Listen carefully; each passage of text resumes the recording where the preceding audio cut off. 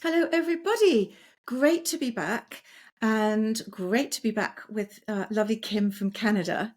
And we're going to talk about something that I hadn't actually heard of. I don't know why. And obviously we know about spiritual awareness, and we know about spatial awareness, filling the dishwasher and laying out your room or packing your suitcase. But we're going to talk about situational awareness today. So, a very warm welcome to our podcast, Strong, Grounded, Unstoppable, where we talk about all sorts of things to help and uplift and hopefully give useful advice and information to women who are done just coping and really are ready to live.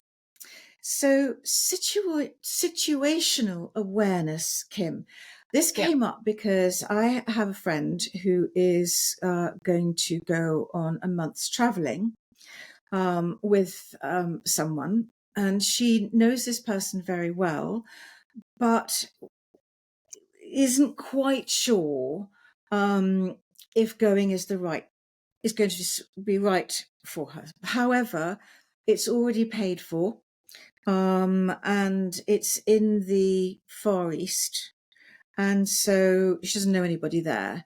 So you very wisely came up with a few pointers, and one was situational awareness. So please enlighten us. Well, that goes back to like in my past. So when I was in my late 20s, I worked for Sears Canada as a resource protection officer. So Ooh. my role was basically to know everything about my surroundings, and that's basically situational awareness. So I had to just dress like a shopper, but I had to watch everybody. I had to pay attention to their movements, their body language, their facial language, and things like that to sort of determine what they were up to, right? If they were shoplifting or whatever. So being observant in a way. Extremely observant, because you don't really think about it when you go out in public or whatever. It's second nature to me because I did it for so long. But most, and it's very important for women right now and men as well. But the situational awareness is just always being around, being aware of your surroundings. And there are a lot of different women self-defense things that are being taught, how to do maneuvers and things like that. But the very first thing women and everybody needs to know, because long before you're confronted, there are cues and clues, right? And that's situational awareness, knowing, things like checking the backseat of your car before you get in, or when you get out of your car, look around, what vehicles are near you, and is somebody in the car beside you, and never talking on your phone while you're walking and things like that, because that's you're being aware of everything around you. And so when we were talking about that person, I said, as long as she knows situational awareness, right? If she's going to another country, especially, but traveling, you want to know everything. You don't want to be in the comfort range of being at home.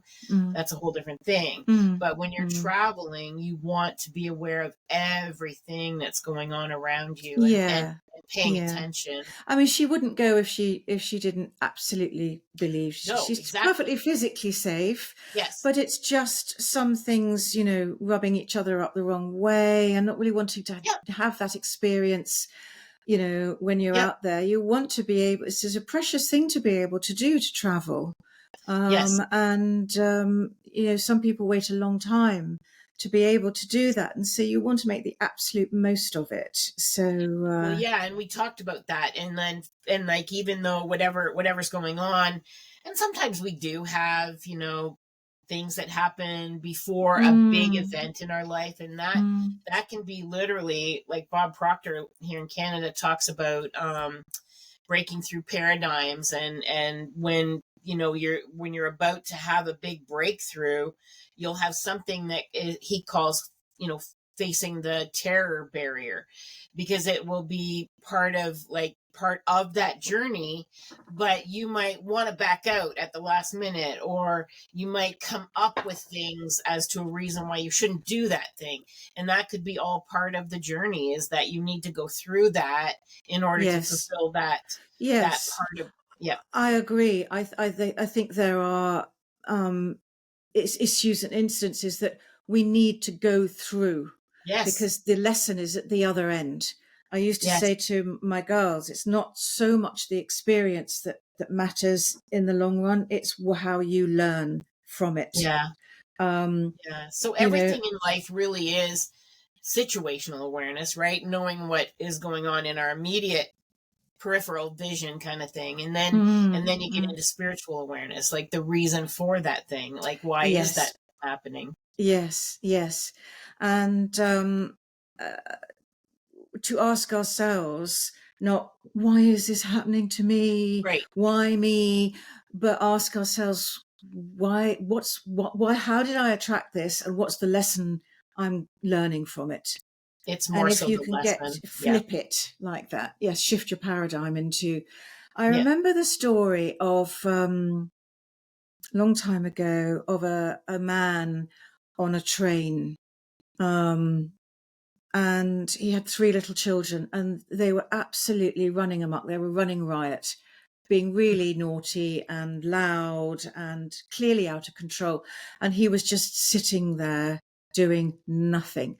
Yeah. And the other passengers got more and more agitated, and until somebody said, you know, to him or shouted at him, "Why don't you control your children?" And it sort of woke him up with a jolt. He said, I'm so sorry. We're just on our way home from the hospital. My wife has just died." Yeah. And, and it's like, oh my God, that Yeah. changes things. So we don't know until we know what's happening, do we? And No. so, And the why, like you just that yeah, story there, like the why yeah, things are happening, and yeah. giving other people grace in, things that are going on, because they I have love things that going on. word, for two reasons. I love the fact that I think grace is such a beautiful word anyway. Hmm. And in the course, I sometimes say, give yourself grace. Don't Hmm. always give it to other people, but just give yourself some grace. And I'm very lucky that when I was doing the wedding photography and I was at a wedding show in a beautiful venue, and I had all my things set up to talk to uh, brides and their mothers and their parents and their fiancés in the bridal suite, in the bedroom part of it. And another lovely male photographer was in the dressing room part. And I'd just been talking to a couple, and they went out, and he came in and he said, "Susie, if there's one word I would use to describe you, it would be gracious." Aw. And I just thought, oh, wow. Yeah. And, I mean, I don't mind. I'm not really blowing my own trumpet because somebody else said that of me. But if you can, it was the actor rather, the Morgan Freeman, who there's a Facebook thing ages ago. If you can be one thing, be kind. Yes. So if you can be kind or compassionate, compassion doesn't come easy to some people, or No. empathy particularly. But if you can be gracious or kind when you go about your business and your day, it makes everybody else's day so much nicer and more Mhm. fun. And that was a compliment. And in my course, in my program, I talk about compliments because I used to receive compliments by batting them off. Oh God, this is ancient, or really, or, any compliment that came to me, I couldn't receive Mhm. with a simple smile and a thank you. Mhm. And that, I say, is actually a very female thing. I don't know if it's a British female thing, but it's something that we need to learn. And when I do live presentations, I get people to do an exercise and turn to each other. Um, and practice giving each other a compliment, and practice smiling and saying thank you. Mm-hmm.